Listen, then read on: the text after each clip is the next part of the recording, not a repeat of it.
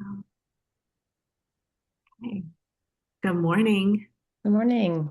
How are you, Tonya? I'm doing well. How are you? Good, good.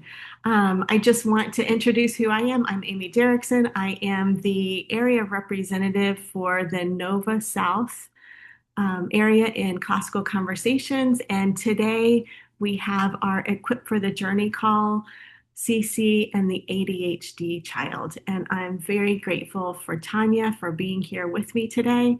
Tonya is a mom of children with ADHD, and she is also homeschooling with CC. And I'm just grateful for her to be here and share her experience and her wisdom and how she has navigated the road of homeschooling, especially with CC, with her uniquely designed children. So, Tonya, will you please tell us a little about yourself? Yeah, so we are a military family. We've got three kids. Currently, our oldest boy is 15 and twin 13-year-old daughters. And we found CC. Well, I say we found it. We were introduced many years before our kids were we were thinking about schooling through a sweet friend who was a FE director. And we got to look at it, sat in on a community day, and then it was a couple years later when we actually started thinking about doing CC. But we had an upcoming PCS and just starting to get concerned about how are we going to plug in our kids to a great community and help them settle in, as they're getting old enough now to like start missing friends and feeling that pain of the move a little bit more. So um, that was kind of how we first got introduced to it. And then about the time that we were really thinking about what we wanted to do for school, there was just a lot in the news. I mean, you think about like the gender identity education things that were coming out. I remember the first time I saw that graphic for like the purple gender unicorn. I don't know if you remember that. Mhm. And I just thinking like there is no way I can put my children into a public school system that's going to be feeding these lies to them. So they, God kind of brought all those things together at a point, and so we found a local CC community and we loved it. So that's kind of how we got there. Now we've been in CC for 9 years. So we just finished our ninth year of CC. So Congratulations. yeah, it's been a wild ride, I guess. So it sounds like you really started CC about the same time that you started homeschooling. Yeah, pretty much. Yeah, I mean, we did a little bit of just kind of, phonics stuff with my son when he was 5, but really he was 6 and the girls were 4. And we just decided, this is what we want to do. We want to homeschool. We just kind of want to control what the information that's being fed to our children and make sure that it's done truthfully and in an age appropriate manner. And so, yeah, that pretty much from the beginning, the kids have just been in classical conversations. Great.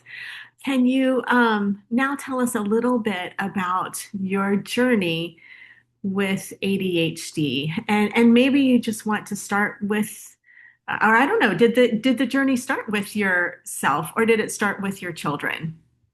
So it started with my children, and it actually so our twins, who are 13, one of them has an autism diagnosis, and the other one has an ADHD diagnosis, and a lot of this actually sprung from both girls individually were always a lot more of a handful than my oldest, and we just figured, oh, they're girls, they're just a little bit more dramatic. I don't know, what you tell yourself in your parenting journey. And we kind of reached a point when they were 4 where we're like, this can't be normal.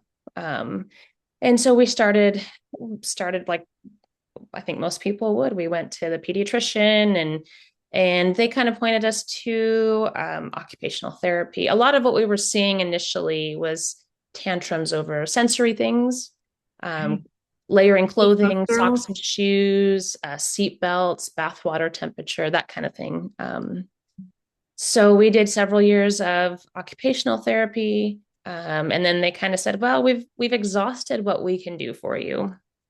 And so went back to the pediatrician and said, well, that helped, but this still doesn't seem to be like that. I feel like we need more support here.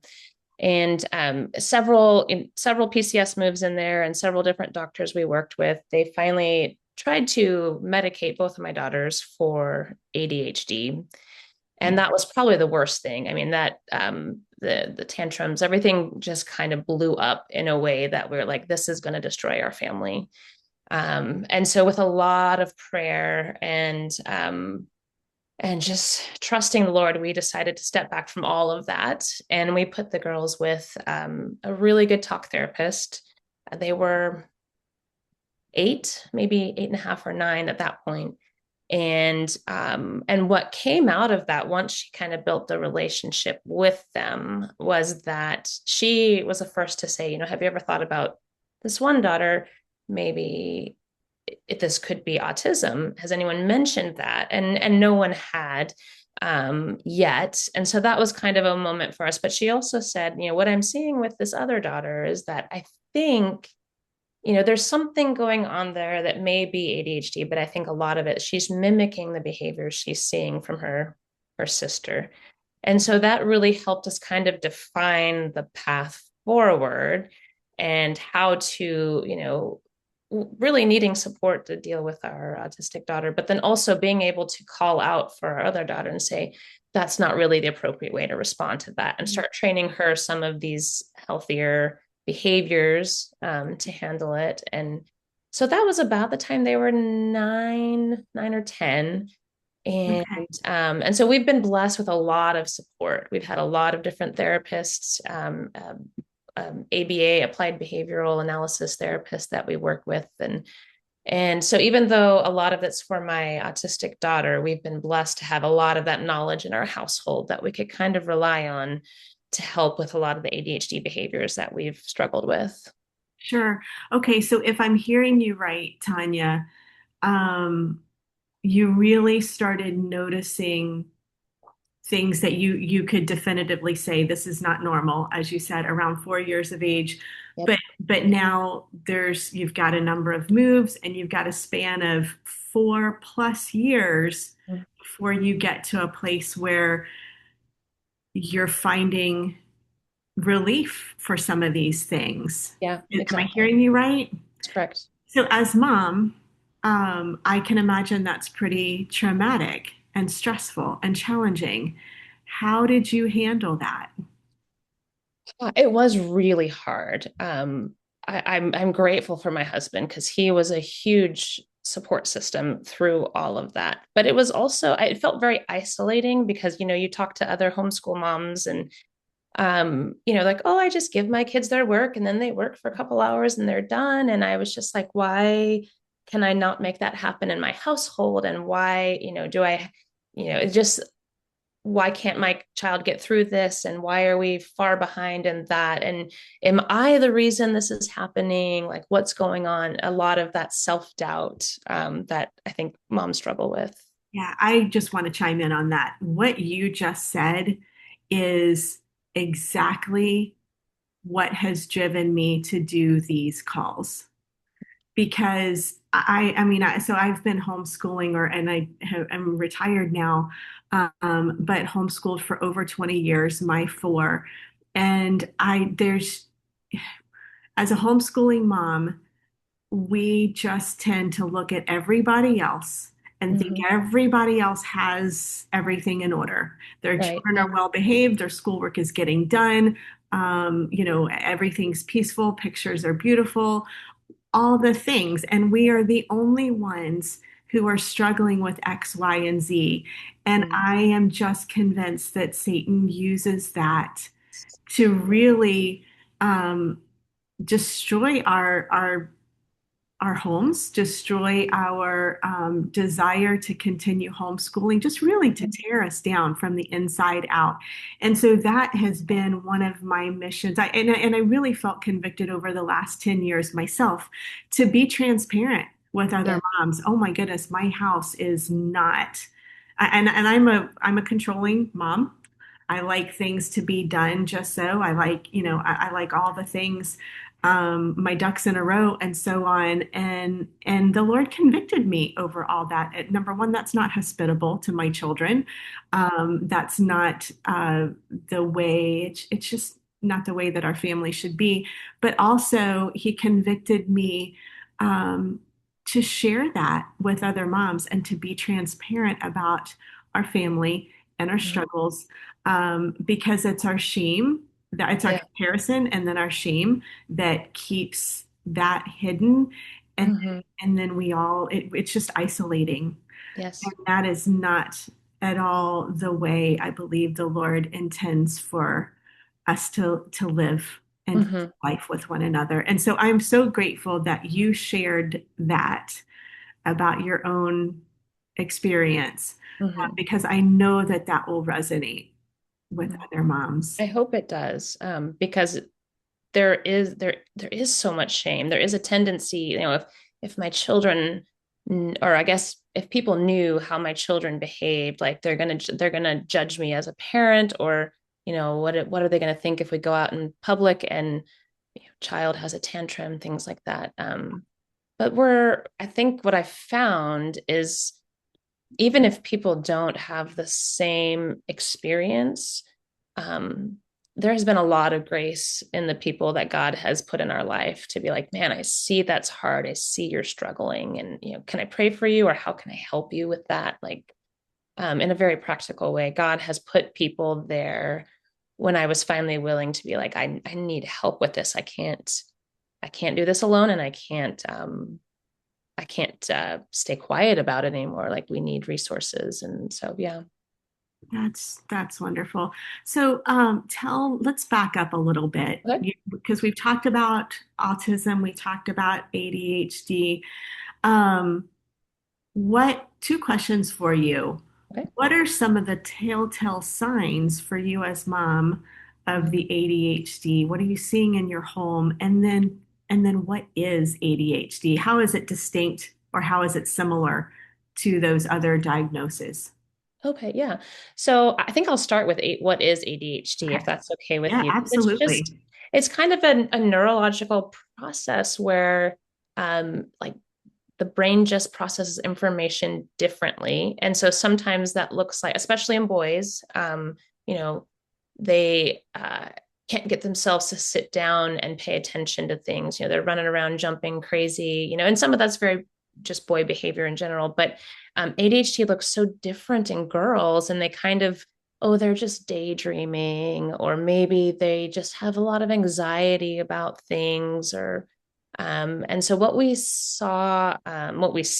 with my daughter that has ADHD is, just being able to focus and kind of control her thoughts is something we talk about a lot. Like, let's bring that back to what we need to be on. And um, the I can't think of the word, but when they talk just like nonstop, and you can't even get them to take a break. I adore Right. her, but her work is Stop. just, yes, yes.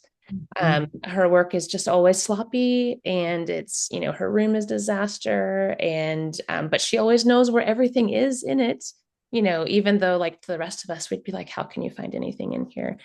And so yeah, it's very, very different for boys and girls. And I think, that's not something I would have understood had we not been walking down this path, because you just think of, oh, ADHD, they can't sit still and pay attention, right? But it's very different I mean, I think generally boys and girls, but also every child presents differently. Sure, yeah. And so you have a daughter with ADHD. I have a son who is very, very classically Mm. ADHD, and he's my youngest. He's now a young man. But I remember, oh my goodness, from the time he was in the womb, Tanya, I knew this one has that fire. I knew, and I told people, oh my goodness, y'all get ready, because this one's going to be something else. And man, he slept for the first 3 weeks of his life, but when he woke up, he just hasn't stopped since. But those young years, It was challenging, and especially those young years of homeschooling, it was challenging. And one of the things, you mentioned just that, the constant motion and the constant talking and just the brain just doesn't stop. Yes. Um, but he also, I remember trying to do school so many times, and he needed to stand, he needed to move, he needed to have other things going on so that he could make his brain focus. And I Exactly. remember him telling me once, Mom, there's this buzzing in my brain. Like I Mhm. can, there's just, and I can't relate to it because I don't know what that feels like. Right. That was how he processed it or how he verbalized it. And then, of course, the ever-present challenge to a mom, it just the constant impulsivity Yes. and just not even thinking. And I remember as, later, something had happened and I found out about it, and I asked him, I said, and I'm not going to say his name here, but buddy, what were you thinking? This Right. was then as he was a young teen, and his response, I will never forget it. He's like, Mom, you and Dad seem to think that I think about things before I do them. There's not a thought that goes into my mind I'm like, okay, so glad you realize that hmm because that's actually what we need to start working on. Yes. Yeah. It's very true. Very true. I think about that Ramona Quimby book where she like reaches out and grabs her friend's curl and pulls it down and goes boink. And then the teacher's like, what were you thinking? And she's like, I don't know. I wasn't thinking. Yeah. And that's very much the ADHD impulsivity for sure. So share more about your Uh, point. like I said, we've been very blessed with a lot of support from very, very knowledgeable individuals to help us kind of walk down this path. And I mean, Foundations is great for ADHD kids. I mean, because I remember we'd be singing memory work and she'd be tumbling all over the couch and rolling around on the floor and, hanging upside down off the bed while she's looking at flashcards. And it was great. And they loved the community day, just having fun and singing and moving around and playing games. And that was a huge blessing for her because it wasn't, sit down, pay attention, control yourself. So that Did was, you have a diagnosis at that point? we did not at that point. Okay. No, it was, yeah, it was probably 9 or 10 when she got the official diagnosis. And still in Foundations and Essentials. But Foundations was great. Essentials was harder. In their first year, I just told them, like, all I want you to do is sit here and listen. And we did a little bit of work at home, but I said, if all you do, and so they would have their fidgets and they would sit in my lap playing with their stuffed animals. But they listened and they really actually picked up on way more than I ever expected. That was their easy plus one. Just, Yes. just listen. Just listen, yeah. And then of course, the beautiful thing of Essentials is you repeat it all over again. And so the next year is like, okay, well now you need to interact more in class. And Sure. now instead of writing one paragraph papers, you're going to be writing 3 paragraph papers. And so, each year we were able to kind of take that easy plus one up to one more level. And it was amazing to see, even, we always had to have fidgets and things, just sitting still is torturous. But just with a few things, I did talk to their essentials tutors in advance and just say, look, this is, you know, maybe she will be standing up in the back of the classroom, maybe she'll be, what I did ask what fidgets are okay. Like, if it's too distracting, let me know and we'll make sure it does not make a reappearance in class. But just something so their brain can focus on something else where their body is doing something. Yep. Yeah, and that same with my son. He needed to have something he was doing. But he also, his poor little brain was kind of like a pressure cooker too. Um, and he could hold it together for only so long. And then and he's still this way now as a young man. At some point, he's got to cut loose and he's got to just burn some of that off. And so that was one of the accommodations I realized, oh, if we're going to get through our CC day, um, he is going to have to take breaks and he's just going to have to go take a walk, go to the bathroom, do something, decompress in order Hmm. for him to come back in and not be a complete distraction Yeah. himself Yeah. and everybody else. Very true. And with my daughter who has autism, we often, like she would shut down and that was kind of our clue, like she's Mhm. about to lose it. And so we communicated with the director or the tutor and said, hey, we may have to step out and Right. she would, we'd step out, she'd just fall apart and have a few minutes of either raging or crying and then be like, okay, take a deep breath and when you're ready, we'll head back in. And that you're right, just a minute to kind of let off that pressure Mhm. and then kind of come back together and head back in. Right. I want to go back before we get too much further into the academic part. I do want to bring back um, something that you mentioned before. Mhm. You talked about having gotten the diagnosis, and then you mentioned talk therapy. Yes. Tell us about was that something for your ADHD child or for both? We did it for both. Okay. We realized that that was right after we had tried medicating them, and the medication just not worked out well, and so this was kind of a crisis point for us, and so we decided to step back from all the different things that the behavioral health had been asking, and we said, okay, we just need some time to think and pray and regroup, and so we wanted to make sure the girls were okay. And so we got them in with talk therapists, and it really honestly for my ADHD child connected sooner. It was almost a year before the autistic child was able to really connect and open up to the therapist. But it was a huge blessing because they had someone they could go to, who's not the person trying to fix things and find solutions, and just someone they could talk to and be like, yeah, this was really hard. I didn't like the way my body felt on that medication, or I really struggle in this situation. And so that was helpful for them. And it just kind of gave us like a pause button where we could decide where we were going to go from there. But God really orchestrated all of that because it was through that therapist who was working with the girls that was like, what I see here may be autism in one daughter, but I think it's really just ADHD in the other, and maybe some mimicking of those behaviors. And so it gave us an immense amount of clarity and how we wanted to proceed and meeting them where they were and then kind of helping them grow with that. So that was almost kind of just a launching point then for you all to really get into other therapies that were potentially beneficial for each of them. Yes, Is that what I'm absolutely. hearing? Yes. Okay. And so then for your specifically for your daughter with ADHD, what came out of that? What was the result of talk therapy? And then were there other therapies that you continued afterwards that were beneficial to her?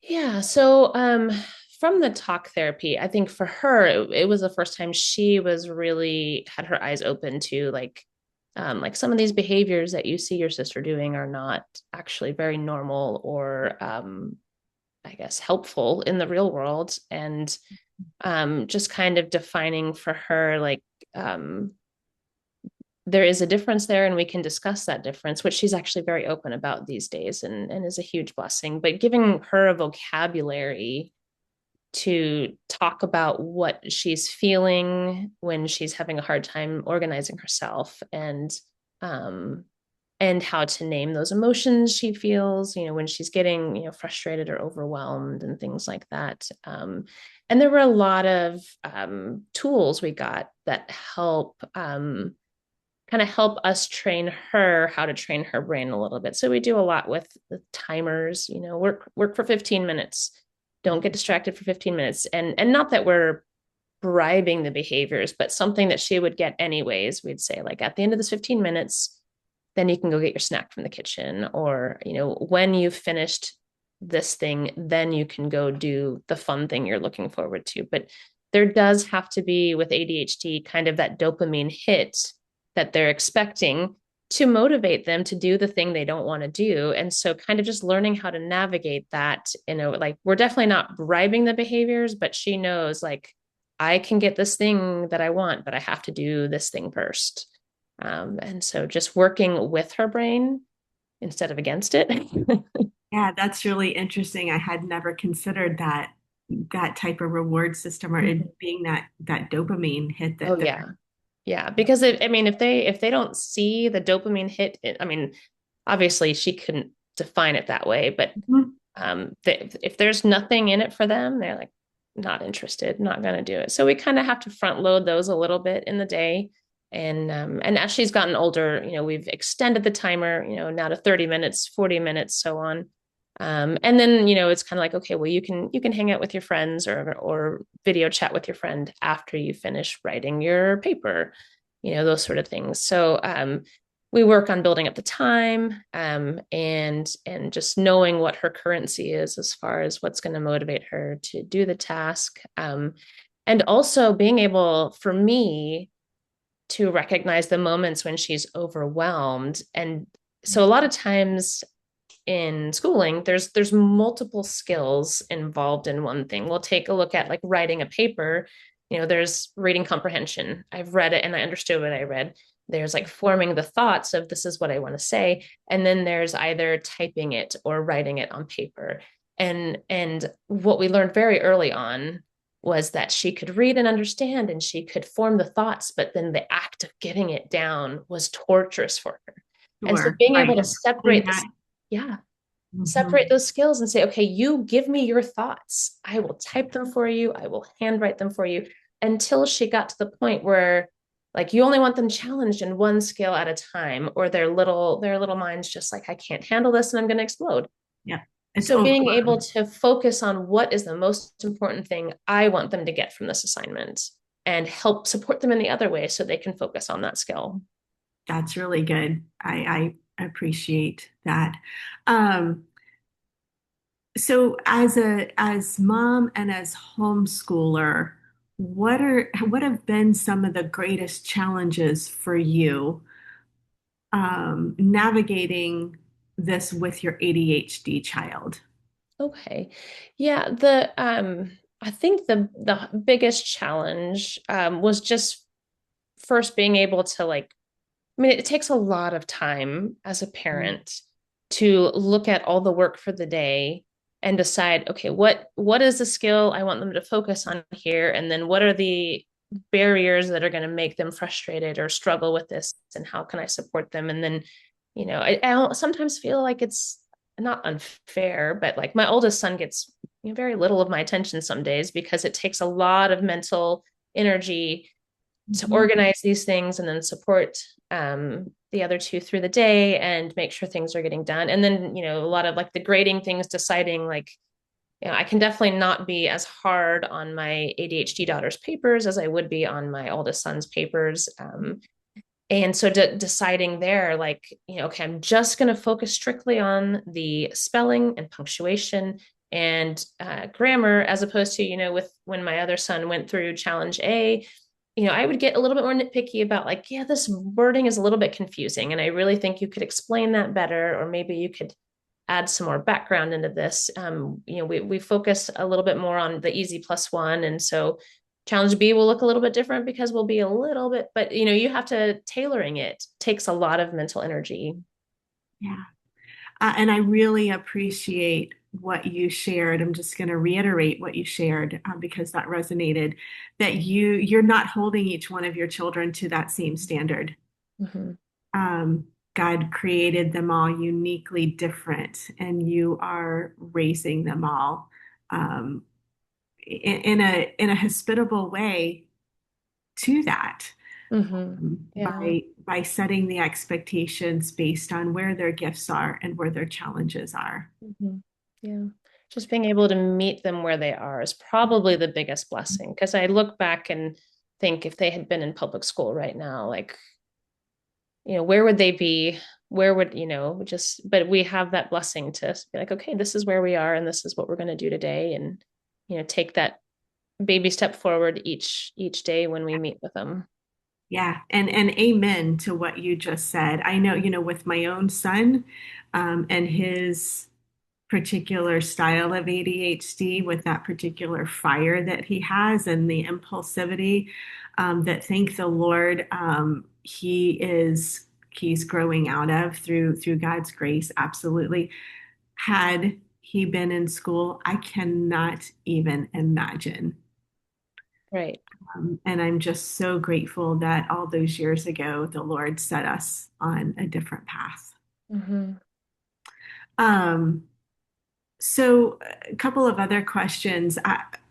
Through the diagnosis and the therapies that you and your children were blessed with, but also through the wisdom that the Lord provided to you, what did you learn about your child? Oh, I learned she is just wonderfully creative. And, in order for her to be inspired to do something hard, like we have to make room for her creativity in there. And I just remember in Essentials, like the only way we could get them to do Faces of History is if we could have wildly creative costumes that they got to look forward Love to. it. Hmm. And so just finding a way for her to express that in the harder assignments that maybe she's less excited about. And she really, of course we know this about girls in general, but like she feels things so deeply. And so just, allowing space for her to like feel the frustration in the moment when she's overwhelmed, let them have that, like we mentioned earlier, that time to like let off the steam and reduce the pressure, um and then come back to it when they're ready again. And I've also excuse me, I've also just learned a lot about, not fighting against the brain, but kind of trying to work with it. And this has actually been huge in my own life, because I've, through this whole process, I have also realized a lot of the ADHD symptoms of myself, and so just being able to like, Super I thought that was interesting. just a quirky thing about me. Right. But just realizing like it's not a defect. It's not, it's just I may need to, arrange her day, arrange my day a little bit differently, be able to recognize those signs when one of us or both of us is about to lose it, and just give ourselves the grace to like step away, take a breath, and come back. Mhm. Yeah, that's really good. And I knew, just likewise, I would often tell, of course, this is my youngest. I knew he had that fire, and I would often tell his siblings that the Lord made him exactly as he is for a purpose. He made him this way. Um, but yeah, in the moment, for yourself, for your kids, that can be very challenging. But it is also so rewarding to Yeah. see them grow and develop using, I mean, so those things, it's so interesting. Those things that are very unique challenges and they are very challenging, they are almost equally gifts. And Absolutely. it's so interesting because the more challenging those particular things are, Hmm. the more precious Yeah. those gifts are too. And so I guess just having the perspective of viewing it in that way Hmm. um, is it's also beneficial. Yeah. So yourself though, because now you've shared with us that you see those ADHD tendencies in yourself. Yeah. Tell us about that from an adult perspective now, and how do you handle that? How do you process it so that you can then help your child handle it and process it? Yeah. So I think it helps a lot that I can say like, hey, I see this and I struggle with this too. And so this is how I kind of deal with it. But a lot of the executive functioning, when I get overwhelmed, suddenly all the details start falling out of my brain and missing things, missing deadlines, double booking myself, things like that. Um, and so, just trying to, we can have those conversations together about like, look, I really struggle with this. And so it helps me to make lists, to write things Mhm. down. And, Right. or when I need to do something and I can't have distractions, I know I need to go to my bedroom, put my headphones on, I can't control my brain, but I can control the environment. And so that way I can kind of block out those distractions when I need to focus. Um, and just recognizing, I think, this was probably the biggest gift is recognizing when I'm kind of reaching that ADHD paralysis of like, the too many things in my brain and it just wants to shut down and I become completely ineffective. Right. And so just getting some tools to be like, okay, if I can't figure out like what's one small thing that I can do, like all the big things are too overwhelming at the moment, but I can put this dish in the dishwasher, or I can grade this one math assignment, whatever it is, or being able to, sit down and say, okay, I've got to prioritize something. Like, how am I going to choose which of these things to start on? Which I think for a lot of people, it's just very natural. And I don't think I noticed a lot of the stuff was an issue for me. I mean, it struggled with it a little bit, but until you become a mom and you're homeschooling and doing all the things, and I also tutor for Challenge B, so you start piling on all the carpool schedules and the activities and the church things and the CC and suddenly when you're maxed out, like one domino falls and so many other things fall, and so realizing like how to navigate that and extend yourself grace because it's not a defect. And I think a lot of people call it now like the ADHD superpowers, like being able to like lock in and focus when it's something you're Right. totally into, and just being able to reframe that conversation. Right. Yeah, and that's so true. ADHD superpowers 100% Mhm. because when that focus is locked in, that hyper focus, then it's amazing what these brains can do and what they can produce. Yep, Um, absolutely. and I also I appreciate, you talked about just that paralysis and being overwhelmed because that's exactly what I've seen in my son and then a couple of my other kids, to different degrees as well. Right.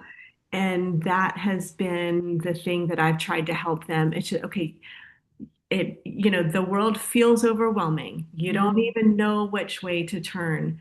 What is just that one next step? Mhm. One step and then the next step just to keep that forward momentum. But we have to, and I do the same thing. I completely understand, but we have to really, when you've got all the screens at play in front of you, we really have to narrow down just that very one next thing to do, or it will all crumble Right. very quickly. For sure. Um, my next question is somewhat related, and this not from yourself with the ADHD perspective, but just yourself as mom, Mm. as teacher of your own ADHD child. What did you learn about yourself? Oh man, our kids are like holy sandpaper, right? They just kind of expose a lot in ourselves. And it really brought to light that kind of, I think we often idolize like to-do lists and checklists and keeping up with everyone else. And I kind of had to just make peace with like, yeah, this child, their paper's not going to look like someone else's paper. We may not be adding all these elements to their lost tools of writing paper, because that's easy plus four, right? So, Right. just being able to um, let go of kind of those self-imposed expectations of what we think we should be doing. And I think CC is really great in that it can be tailored. And because we homeschool, we get the ability to tailor it to meet our individual child's needs. And so we aren't held captive to the scope and timeline of some other um, program because we can say, well, yeah, we introduced that part of a LTW paper today, but for your paper, we're just going to focus on just doing your neurodio or whatever part, being Right. able to say the freedom to say like this is what you're still working on, and so we're going to be okay with that and step out with them from there.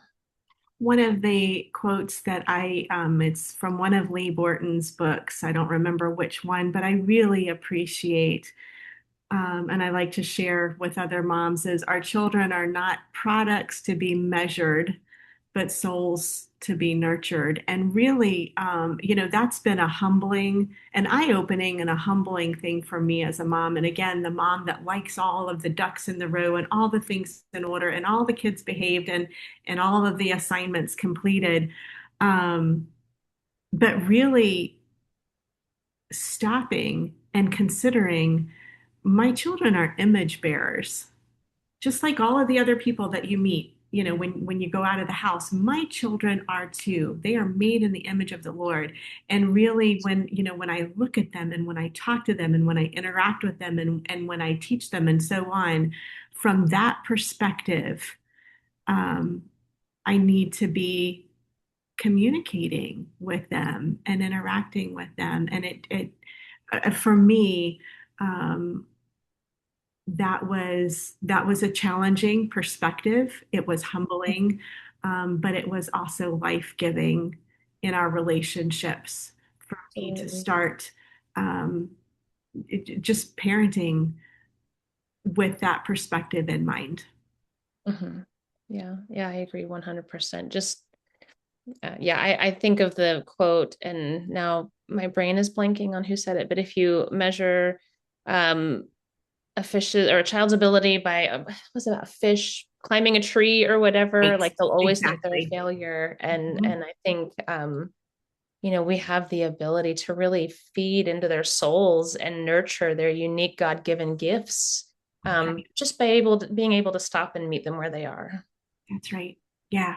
Yeah. I mean, again, we moms, we have the power to tear down and we have the power to build up. And really just praying for grace and wisdom Mhm. to utilize that power to Yes, build up. absolutely. And each day is its own journey. Each day is a challenge. Okay, well, let's go ahead and shift attention to CC. Okay. Tell me what have been, you mentioned earlier that foundations was such a blessing. What were some of the benefits and the joys? Two parts, so I'll just ask both at the same time. Benefits and joys for you and your child and community, but then also the challenges for both you and your child. Right. Okay. So the benefit was obviously that I think foundations is just set up to pair with the child's brain so well. I mean, just singing songs and playing games, and they really are in a place to memorize very easily in those early years. And so it really, in fact, their first year, I didn't necessarily want to put them in. I was putting my son in CC, didn't want to put the girls in, but because I was directing or tutoring, sorry, I was going to have to either hire babysitter for them or enroll them. And so I was like, fine, we'll just put them in. It'll be expensive daycare, but whatever. But it blew me away how much they learned. And I just remember we went to Mount Vernon for a field trip, and all of a sudden the girls are just singing about George Washington. And I'm like, oh my goodness, like they're making connections I never expected. Right. And so it was a huge blessing just to watch how joyful they were about community day and just getting to sing. I mean, what little girl doesn't love to just run around and sing? So it was a huge blessing there.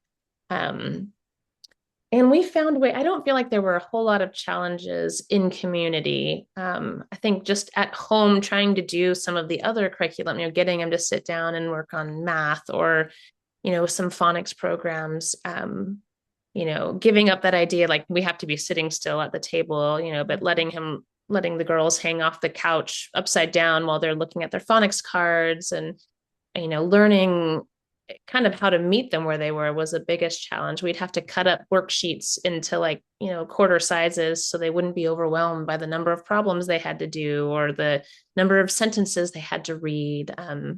And so just learning to, I guess those were the first steps in learning how to meet them where they were and kind of start accommodating their individual minds and spirits there. Yeah, that's great. Um, Now let's talk about some of the adjustments on the academic side of things. And so your daughters are now 13, is that right? 13, And so just challenge A. awesome. Okay. Well, let's talk about each program, starting Okay. with foundations. Were there some adjustments that you made on the academic side of things for foundations? is there anything that you tailored in that program for them? Um, I don't think so with the memory work. I mean, I know a lot of families like to really take it and dive deep and kind of make that the spine for their homeschool. And very early on, we would spend a half an hour, maybe 40 minutes every morning working on memory work. We'd listen to the CDs in the car. And we probably, when it was time to clean up the playroom, we'd turn on the timeline song and we'd play Beat the Timeline song and see if they could get it all cleaned up before the end. But it was just a huge blessing. There wasn't a lot of pressure in that. It's just very organically, like we'll just listen to this while we're doing other things in life. And so I don't think we had to tailor or adjust much in foundations. Obviously, essentials, our first year we tailored quite a bit. Just one paragraph papers, Okay. um, spelling lists. I don't think we really ever did an entire spelling list in the week. We just kind of pick a handful of words to focus on. Um, and sentence diagramming, we talked about it. I modeled it at home, but I never expected them to do any of that their first year of essentials. By the end, by their third year, they were writing the full length papers. And I think we were at that point, even maybe on the second level of spelling lists. And we would get through diagramming at home. It was not always a peaceful process. Mm-hmm. But oftentimes I was there doing it with them. It wasn't like I could just here diagram the sentence and I'll check it when you're done. Like we had the conversation daily about, okay, well, what is the subject of this sentence and what is being said about the subject? And I think with my older son, when he went through, I'd write the sentence on the board and come back 15 minutes later and he'd have it all diagrammed and we would just discuss, how he got to where the finished product. But that autonomy just wasn't an option with the girls, Sure. especially for essentials. And I had a lot of anxiety about going up into challenge A, but it turned out to be a huge blessing. I think you were about to say something, so I'm going to Well, pause. my experience with my son in Foundations and Essentials was a little bit different. And of course, it's the difference between maybe the girl and the boy. So it Mhm. might be helpful, to share some of that. For my son, the most difficult, of course, he loves Foundations. It's very active. He could be, engaged with all of that, and he absolutely thrived on the social Yes. aspect of it. That was super important for him. Um, where the struggle was for him was he's very competitive, but there's also a lot of pressure for him Oh, internally with yeah. competition, and that was one of the things that would send him over the edge. Hmm. And so in Foundations, then especially in review games, Oh, yeah. that's where he would unravel a little bit if the review games were competitive. Um, Mm, and so when I was his tutor, I would make sure that we always had a good combination of, if there's going to be a competitive game, that we would have others that were absolutely not competitive so that he could enjoy that and just chill out a little bit. yeah. The years that I was not his tutor, though, those that period of Foundations would be one of the segments that we would have to go for a walk in, uh, just to Sure. give him that outlet and walk away from it. And buddy, this is just this really isn't the end of the world. Let's go and get our mind on some other things. Wow. So just giving as a parent, um, giving yourself permission and giving your child permission to not have to be engaged in everything when Yeah. it's not helpful to them, Yeah. when it's more destructive to their mentality and their self-esteem than otherwise. So that Mhm. was really, one of the big things with our Foundations Day. I was also that mom with my older kids. Memory Master was just something that we did. Right. And so with this child, though, um, it was incredibly stressful. And it was detrimental to our relationship with one another to have that expectation on him. And I had to let go of that. I had to realize him having memory, how much of this is about me and how I feel as, my success in homeschooling versus him and what he needs and, the academics that are a benefit to him. So I had to let go of that, and I had to let go of a lot of my pride too, that wasn't what was beneficial for him. So those were really the biggest things in foundations that I found that I needed to adjust my own expectations and make accommodations for him. Um, and then I'm trying to remember essentials. You're right. Faces of History was a big deal. And he was very adept at communication. The Lord just gifted him with words and with presenting. And so that was an area where he really could shine. So the writing aspect, the IEW writing, even though, like you, I scribed, especially in those first couple of years, he really loved pouring his creativity and himself into those papers and then pouring himself into that Face of the History character. But with the EEL part, yes, we absolutely scaled that. Just the technicality of it, again, it tended to be stressful, and so we had to do the grammar portion at a pace um, that he could mentally handle. Again, though, math games, not his cup of tea. And so Oh, yeah. We for the struggled math, with the math games a lot. we had to go for walks during Hmm. math games. Hmm. And I just had to be okay that this was just not a part of the program that was going to be a benefit to him. And it was more detrimental for both of us and our peace of mind for him to participate in that. Yes, yeah, for sure. I'm thinking back now, it just occurred to me when you mentioned like the EEL, like I think when it came to because in the EEL book it has the full page of scripture and you would go through and try to find the grammar Oh, mistakes and things mistakes. like that. Mhm. That just wasn't even, and I mean the first time I set that in front of my ADHD child, she just lost her ever loving mind. And Mhm. I think we actually, that was one area we stepped away from the EEL and we actually used IEW fixed it grammar because it's one sentence a day. Right. And so that was just a manageable piece that we could give her, Right. as opposed to sitting a whole paragraph down and saying, find all the mistakes. And she's just like, what? Yeah. And it is super overwhelming. And that's the thing. I think that's what I just want to communicate is that, think about all of these different things that are provided in, essentials, even foundations, in all of our curriculum as a buffet. Mm-hmm. You're not expected to do all of it. And of course, at foundations and essentials, you're going to have that same information several years in a row. Um, and I just lost my train of thought. There was a point that I was getting to. Mm.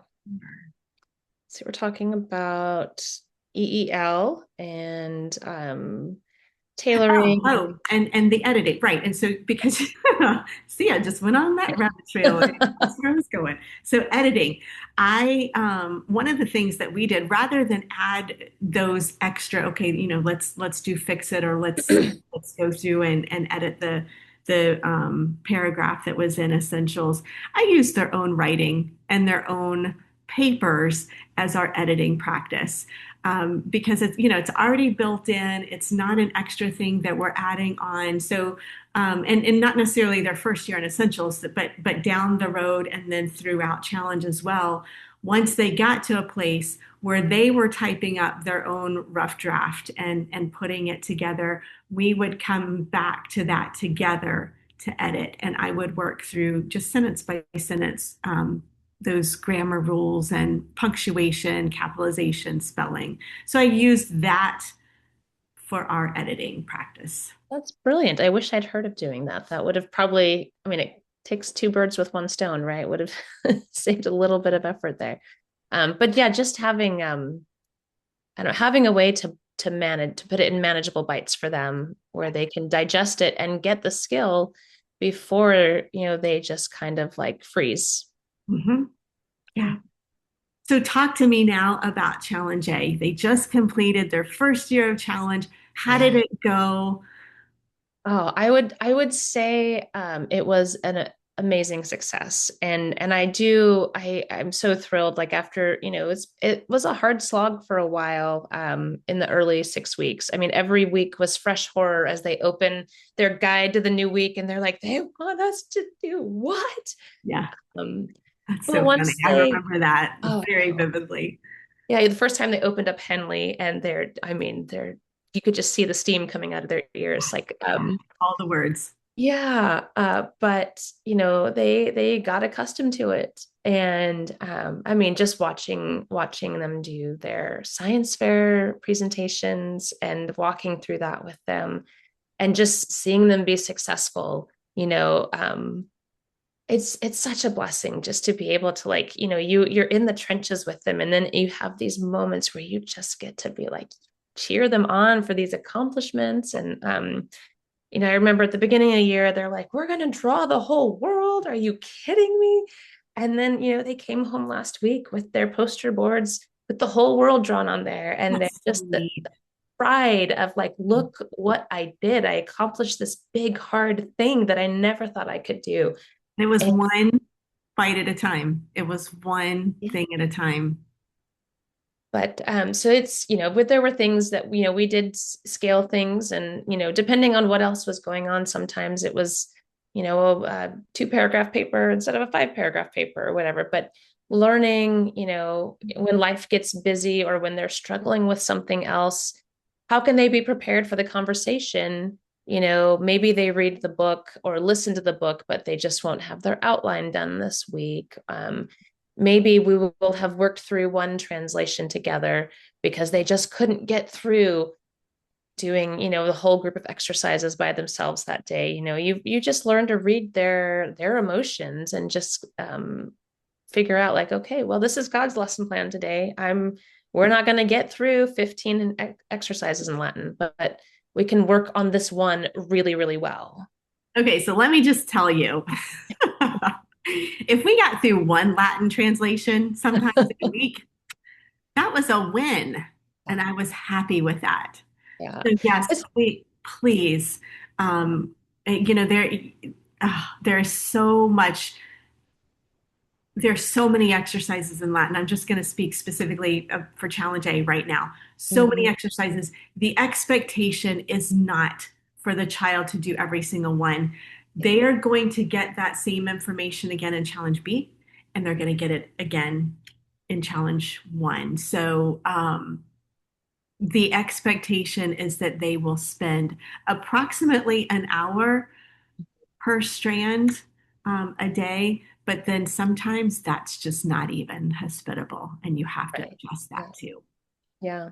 And I think that's the big blessing in Latin specifically, that they're going to see that exact same thing again the next year and again the next year. And so being okay with like, let's just spend a half an hour on one translation and Right. really dig in. My son was a typical firstborn overachiever, and he would work on it on his own, and he would do all the exercises in Challenge A, and then we would talk about it, and then just to readjust those expectations for the girls and being like, yeah, well, I want you to understand the topic. So if we just get through one today, that's Mhm. a win.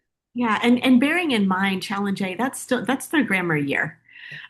So even if you don't do any translation exercises, that is okay. Even if they are just learning and becoming familiar, and Lord willing, memorizing some of those vocabulary and some of those grammar rules, that's okay. That's their grammar year, and um, that's just part of learning. Just talking about accommodations for Challenge A, and I ended up needing to do this not just in Challenge A, but I don't even remember. I want to say we did this at least through Challenge 1.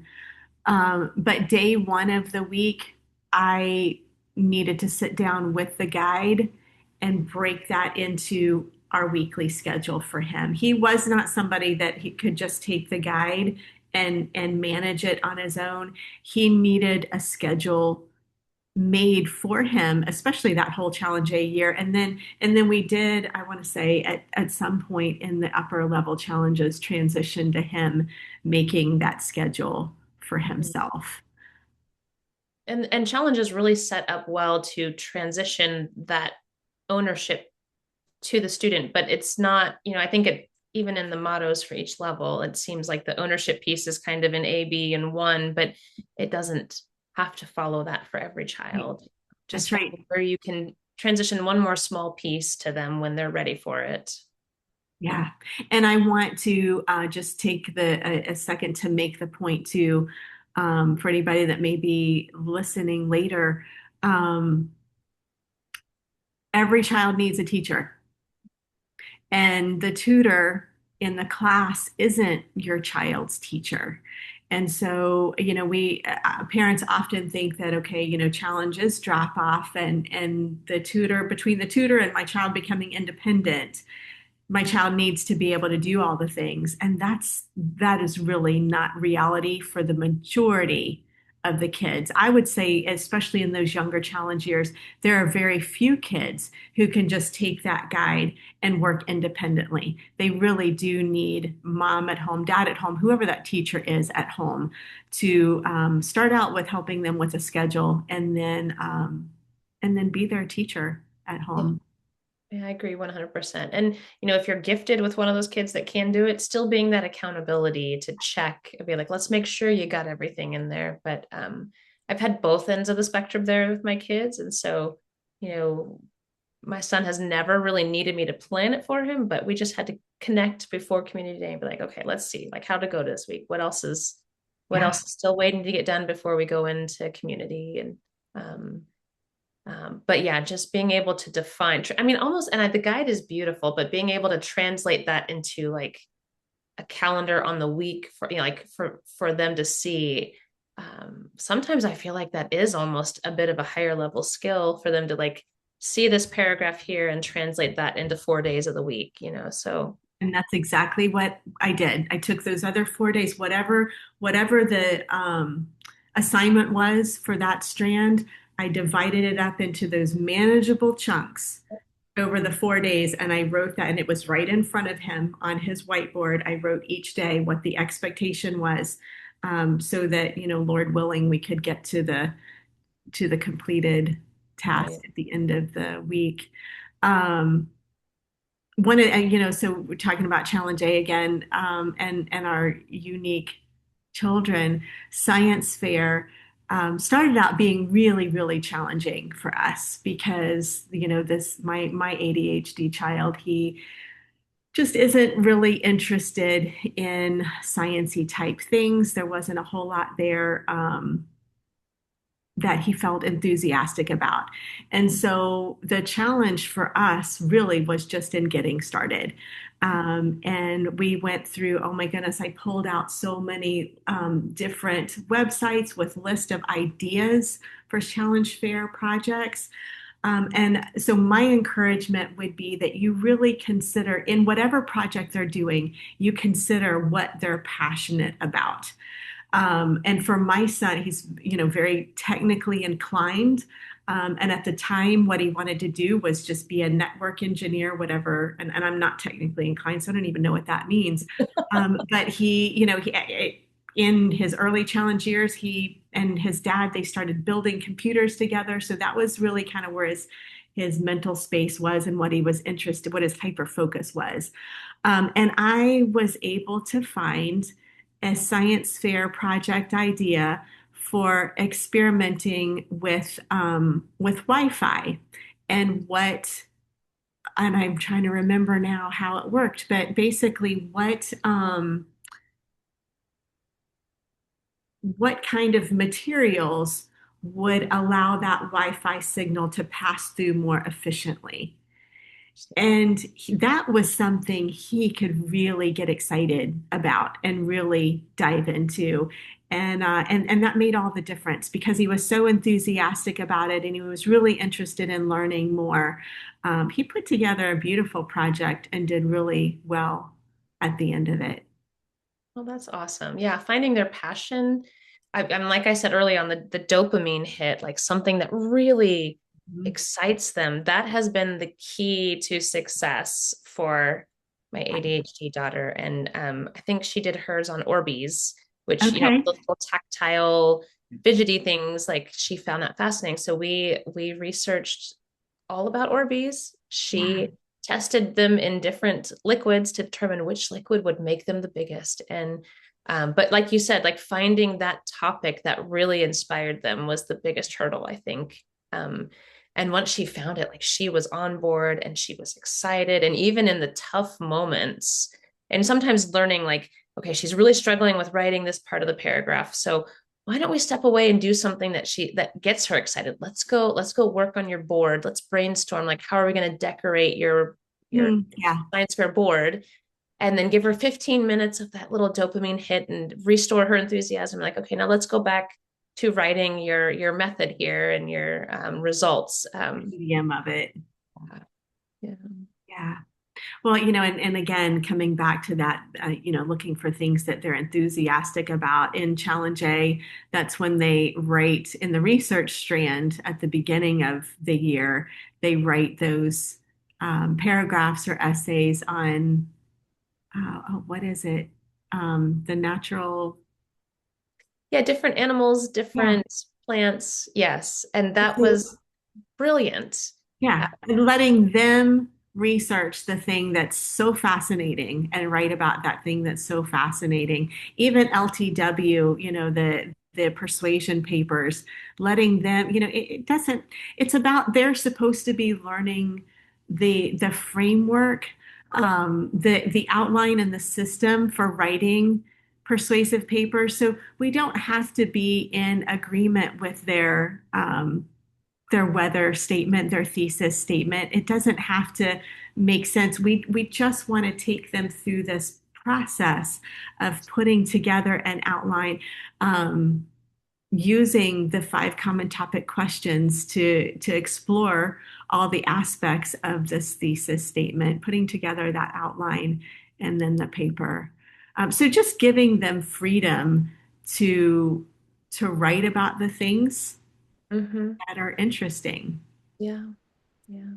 For And sure. then that carries on into Challenge B because in Challenge B, they're going to continue, the same LTW essays, their short story. Again, something that is interesting to them, really let them dive into those hyper focused Yeah, areas. for sure. Yeah. And I think that's been the most beautiful thing because I think, when you're in public school, which I was public schooled, they told you this is the prompt you're going to write on. This is, the subject. It was, very, very clearly defined, but just being able to find something that sparks their curiosity and then follow them down that rabbit trail and use that as the vehicle to teach these skills that later they can write an essay about any boring topic they want because they Exactly. focused skills on something that they were fascinated about. That's right. That's right. And they just develop that framework Mhm. through which to present those things. That's perfect. Yeah. Were there other things in this last challenge year that you tailored for your child? So with geography, she did not, it was too overwhelming for to do the physical features as well. And so when we would look at the maps, I required her to either trace or blob draw it, label countries, capitals, and then we would just kind of attend to, like, oh, look, there's the Nile River right there. There's the Allegheny Mountains. And so not requiring the perfection of memorizing every piece of data, but just like, oh, look, who knew that that was right there? And they'll come back to that little peg later and they'll connect things to it in God's timing. But being okay, we had a student in her class that like memorized every single thing, and you would have thought that he had printed his maps because they were so perfectly drawn, but that was his his thing he loved. He was really passionate about making these maps beautiful, and being able to teach her to be okay with like the yours is still good enough. This satisfies the requirement, and you put in, your heart and effort into it, and it's okay that it looks different from his. Whereas this particular boy struggled with writing the papers, whereas like she Right. would find that idea that made her joyful and run with it and had really beautiful, exciting papers because that was her joy. So finding, pouring into their passions, and then, being able to have that conversation about like, it's not going to look like everybody else, and that's okay because God gave them that talent and God gave you this talent. And Right. so, yeah, we just, being able to look at everybody as an image bearer and not as competition or some kind of, I don't know, just their work doesn't measure up. Yeah, the plumb line Yeah. for what they're supposed to be producing. Yeah. Absolutely. So, I guess big picture, whether it's foundations, essentials, or now especially challenge, I just really want to make sure that we're communicating well to all parents, but especially these uniquely designed parents of uniquely designed children, that uh, you are expected to view the curriculum as a buffet. That is expected. If your child does not write every paper in essentials or every paper in challenge, that is perfectly fine. If your child doesn't read every book, that is perfectly fine. If your child needs to listen to audiobooks, that is perfectly fine. There's so many different ways that we can accommodate for those different needs in our children. At the same time, especially in the challenge classes, we do want to bear in mind that in class, the tutor is going to be covering material about all of those things. Um, and so and so it's also not hospitable to our children to come into those conversations completely unprepared, because when they are completely unprepared and they're not familiar with it, that's when they're going to end up being a distraction to themselves and to others. So what are some ways that you can prepare your child for that strand? Listening to the audiobook, obviously that's one in it, but if that's not even in um, if that's not even, something that's attainable in a given week, are there little videos that they can watch? Yeah, and actually, CC Connected has great little videos, like the literary, I forget what they call them, but it's like a 3-minute summary of the Summary. book. Yeah, And there were times when life happened, and we right. would just sit down the night before and let's just listen to this together and talk about it for a few seconds so that you can at least have an understanding of the book going into the conversation tomorrow. Um, and I think, there's a couple aspects about community day, like you're working on the skills in the individual child, but then the expectation of the director is, or I guess tutor, is that like they will be prepared to participate in the communication. So does that mean they're going to have memorized every country and capital for that week? No. But do they know enough that they can participate in whatever the review game is? Have they looked at the map to where they could possibly do a blob map in class as you're talking about it? Do they have a basic understanding of the plot points in the book? I'm trying to think what else. Henley, did they at least understand like some of the new rules that were introduced in the Latin curriculum? They may not have translated any sentences, but do they understand the gender rules for second declension?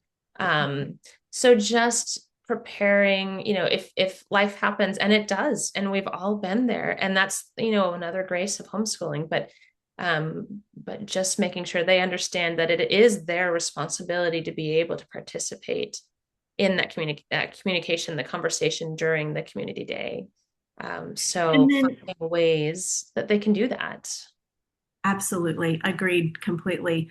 For their sakes, for the tutor's sake, for the class, yes, absolutely. So then how, you've made adjustments.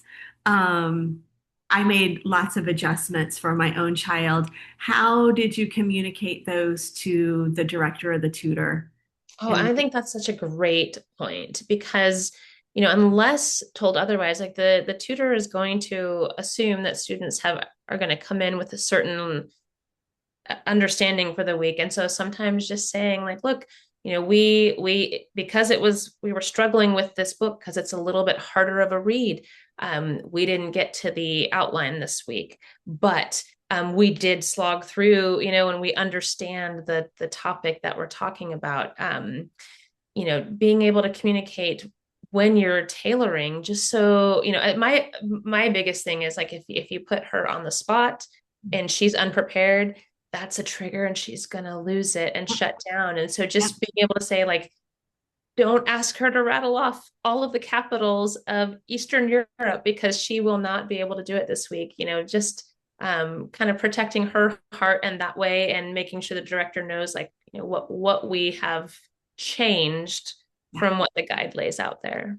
Yes, I agree with all of that. I think it is so important to make sure that we do, as parents, have good communication with their tutor. And I will also say, from a tutor's perspective, that was so important for me because I felt awful to put a student on the spot and then discover that they weren't prepared in the way that I was thinking, and then they were completely embarrassed to be, pointed out like that in class. That was not the kind of classroom that I ever wanted to have. For sure. Yeah. So I think it's good both for, and then I think for the student to see you communicating that, and also to understand like it's okay to have these conversations. Like it's not shameful or embarrassing to say like this is what we were able to do and this is the changes we had to make. Okay, let's come to the end because I think we've definitely extended beyond our hour. But can you share some final words of wisdom or advice or encouragement with other moms who are on this journey with their child? Absolutely. I think it is hard. It is a hard job sometimes to learn how to encourage and work with your ADHD child. And we've got, both ADHD and autism. So we've had a lot of room for growth in that area. But God is so good. And, if we've been blessed with a lot of people to help us, but even if you don't have that, like CC has a lot of information on how to help you tailor. But you can absolutely meet your child where they are, and then those moments where you see them succeed and you just get to like it's a success for yourself too, like as selfish as that seems, like look what we were able to help them achieve. And so I think just resting in God's perfect plan, that he made you this child's parent for a reason. It's not a mistake. You're not a failure. Um, your child is his image bearer, and they are perfect the way that he created them. And just being willing to let go of other expectations and other pressure on yourself to just meet that child where they are, where God has them, and walk alongside them in that path. And it's okay. I mean, there were times in life I had to go see a therapist because it's hard and it's, discouraging sometimes. And so take care of yourself in those moments, because um man, this sinful world is hard, and loving our children and raising them in this sinful world is hard. But by the grace of God, we get to keep showing up each day with them and walking alongside them. So just take heart in knowing all of those truths, because sometimes in the deep moments, that's the only thing we have to cling to, is just be like, all right, God has me here. I'm not a failure. God made my child this way. They're not a failure. Um, and just loving them exactly as he created them. Yeah.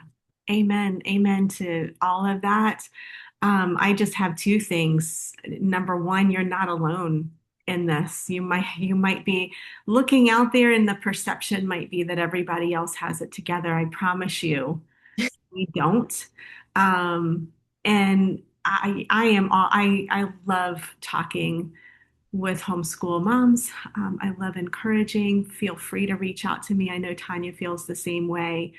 Um, but that's first. And then second, again, you mentioned the Lord in his sovereign will and his sovereign design made our children perfectly the way they are. And he also, in his sovereign wisdom, put them where they are with you, mom, with you, dad. Um, and so one of the interesting things about that, and obviously, he then provides the grace and the wisdom and all the things that we need. But one of the interesting things about all of that is that it's not just our children who are growing through this. The Lord is using all of this to grow us. And sometimes my husband and I talk about this. Sometimes this almost feels like it's more about us than it is our kids and Amen. the lessons that we are learning. And, and of course, for my husband and I, we're both very much type A, fix it kind of people. And the Lord has just brought us to the end of that. We're not able to fix these things. And therefore, the battle's first fought on our knees in prayer to Him. And so just acknowledging the sovereignty of the Lord, the goodness of the Lord, um, and relying on Him for that grace and for that wisdom in each moment. And looking back on all, this is just something else the Lord has been impressing on me recently, looking back on all of His provisions and all of the ways that He has been faithful from years ago to now. And then that is reassurance that He will continue to be faithful into the unknown in whatever this journey looks like in the next chapter. I have a couple verses that I just want to share as well. This is from Isaiah chapter 40, and these are verses 28 through 31. Have you not known? Have you not heard? The Lord is the everlasting God, the creator of the ends of the earth and the creator of our children. He does not faint or grow weary. His understanding is unsearchable. He gives power to the faint, and to him who has no might, he increases strength. Even youths shall faint and be weary, and young men shall fall exhausted. But they who wait for the Lord shall renew their strength. They shall mount up with wings like eagles. They shall run and not be weary. They shall walk and not faint. And so it's the Lord who's the creator and the sustainer and the redeemer of all those things. And it's really on him, it's in him that we find our rest. Thank you, Tonya. Thank you so much for spending this time for me, for sharing your story, for opening up your heart. I'm going to go ahead and stop recording.